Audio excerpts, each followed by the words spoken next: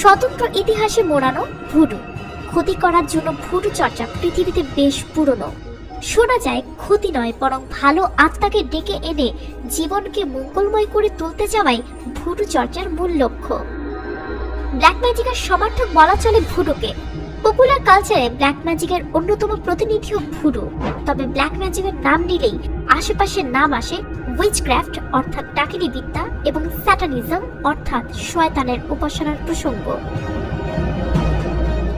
উইচক্রাফটের সাথে ভুডু সম্পর্ক সামান্য হলেও সম্পর্কে গভীরতা টের পাওয়া যায় ব্ল্যাক ম্যাজিকের সাথে।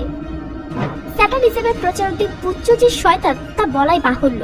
খ্রিস্টান ধর্ম তো বটেই, ইসলামীয় উল্লেখ রয়েছে শয়তানের। আব্রাহামিক ধর্মে শয়তানকে দেখানো হয়েছে বিপদগামী দেবদূত হিসেবে, যার কাজ মানুষকে পাপের উস্কানি দেওয়া। অন্যদিকে শয়তানের ভক্তদের ধারণা শয়তানের উপাসনা করলেই সম্ভব কালো জাদুর শক্তি অর্জন করা। এই মতবাদের নাম থেইস্টিক স্যাটানিজম। রয়েছে অ্যাথিস্টিক স্যাটানিজম নামের আরেকটি মতবাদ, যা কোনো ধরনের ধর্ম বিশ্বাসের সঙ্গে যুক্ত নয়।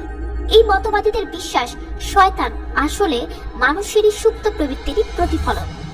1969 সাল।